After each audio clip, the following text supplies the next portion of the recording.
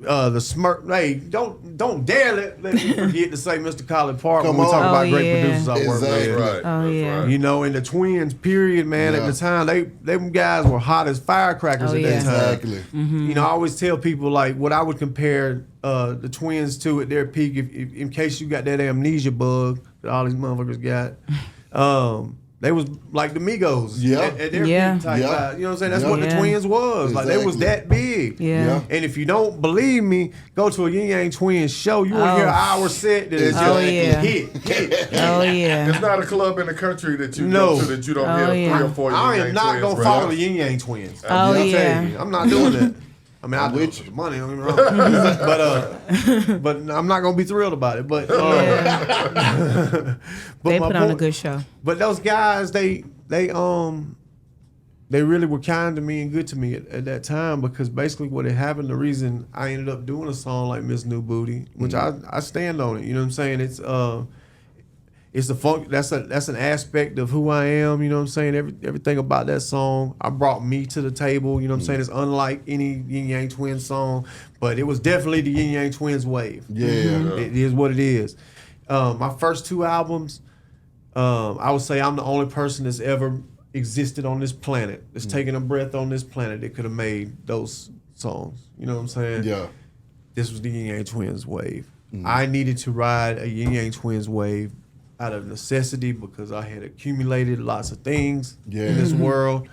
And at that time, the way the business was, it was very advance driven. You know what I'm saying? Yeah. Like that's how we survived. I don't know if to this day I've gotten a royalty check from like Interscope Records or something for publishing, but not for no record sales because they gave me such big advances. You know, I always was. But we had done a really big deal with Virgin, me and Big, you know, for the Purple Ribbon, and I put out 2 records, one a Timberland produced record called A Little Gratitude, and then another one with produced by Organized Noise with Sleepy and Petey Pablo on it called The Other Side, which is an incredible record. But once again, we're talking about you had those four like lanes you had to make it fit in, and those 2 records, after them giving me $2 million basically, you know, $1 million from my pocket and $1 million budget basically is what it was.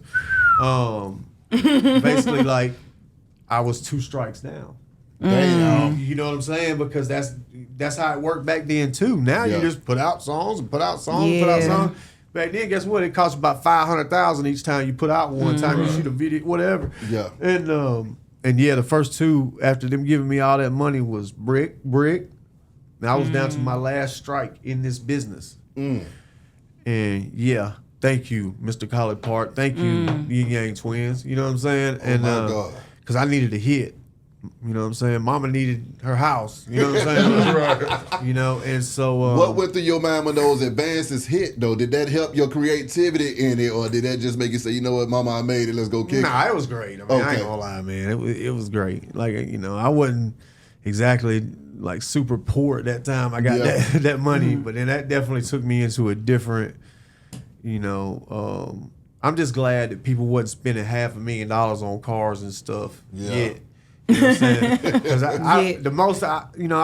was big on the 760s and the, you know what I'm saying, the $120,000, $140,000 cars. Yeah. But we wasn't spending $250,000, $300,000 on. Thank God. You know what I'm saying? Like, I missed that wave because, man, when I saw that start happening, you know what I'm saying, people spending $500,000 on cars, I was like, and where you wasn't cool unless you on the private jet and all that sort of stuff, man.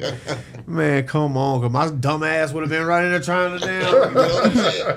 Because I always be like, man, I wish I could just see what I'd have been, you know, if you could translate your presence and how big you were at that time. So you can see on social media, like, you know what I'm saying? I always just wonder, but I'm so grateful that social media wasn't the thing at that time because, well, we used to be doing some real dumb shit, man. Like, honestly, like, and you know, I guarantee you, it would not have ended well. Like, as far as all my friends with damn, you know, and stuff, you know, just and so yeah, but. It's crazy. They make a lot more money now. I tell you. Oh, that money is out there. Crazy. You know what Bun B said? Bun said that. What remember Bun said in the 80s. Bun said in the 80s they used to get the money in sandwich bags. Yeah. Then in the 90s we used to get them in grocery bags, and then in the and now the new artists now they get them in garbage bags. Yeah. They get them in straight wire transfer. Bun said we was getting our money in the sandwich bags at first. Then they started getting them in the little Kroger bag. Now Yeah, I quit too early. I quit at the paper bag money stage. I need to go back for the garbage bag.